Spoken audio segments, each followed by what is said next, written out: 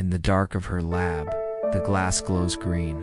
Her hands are burned, her body weak, but her eyes are alight with the joy of discovery. Marie Curie was not just a scientist. She was a woman who refused to accept the limits the world placed on her and paid for it with her life. Marie Skłodowska was born in Warsaw, Poland in 1867. Under Russian occupation, a place where dreams were often crushed before they could take root. Her father was a teacher. Her mother, a school principal. From them, she inherited a hunger for knowledge and a stubborn refusal to yield. But in Russian-controlled Poland, women were not allowed into universities. So Marie joined the Flying University, an underground network of secret classes where young women risked arrest to learn. Life is not easy for any of us, she would later say. But what of that? We must have perseverance and, above all, confidence in ourselves. At 24, penniless but determined, she left for Paris to study at the Sorbonne, eating little, living in an unheated attic, her breath visible as she read physics textbooks into the night. It was in Paris she met Marie Curie, a quiet, brilliant physicist. Their minds matched, their hearts aligned.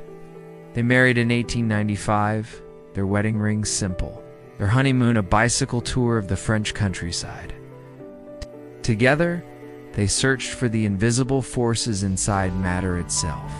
In 1898, they discovered polonium, named for Marie's homeland, and radium, an element that glowed in the dark like captured starlight. They worked in a shed so primitive it leaked in the rain. For years, they stirred boiling vats of pitch blender, processing tons of rock to isolate just milligrams of radium. Marie's hands grew raw. They did not know, or perhaps did not want to know, that the mysterious glow was also slowly destroying their bodies. In 1903, Marie became the first woman to win the Nobel Prize, shared with peer and physicist Henry Becquerel. She would become the first person in history to win 2 Nobels in 2 different sciences.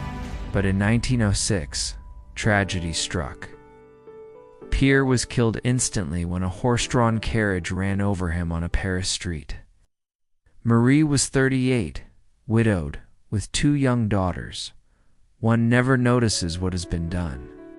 One can only see what remains to be done, she wrote, and returned to the lab the very next day. When World War I broke out, Curie refused to stand by.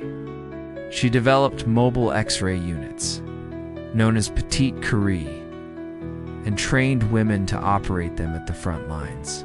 It is estimated that over 1 million soldiers were treated thanks to her work. She did this without concern for her own safety, still carrying vials of radium in her pockets, unaware of just how dangerous the exposure was.